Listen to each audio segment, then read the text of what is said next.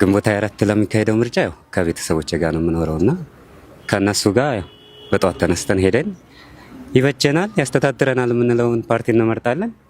ያው አይጠቅመንም ብለን ደግሞ በሐሳባቸው ባቀረቡት ሐሳብ መሰረት እና እንደተገነዘብነው ያው ምርጫ ኢንዲቪዥዋል ነው እንደሚታወቀው የፈለኩትን ፓርቲ መርጬ ወደ ቤት እመለሳለሁ ብዬ አስባለሁ።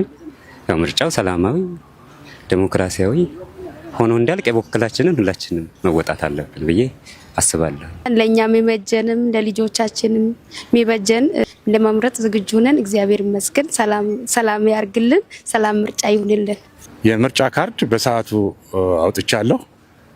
ወደፊትም በ24 በቀኑ በጠዋት ወጥቼ እንደምመርጥ ሙሉ አቋም አለኝ። ከዚህ በተረፈ ምርጫ ካርድ ያወጡ ሰዎች ሁሉ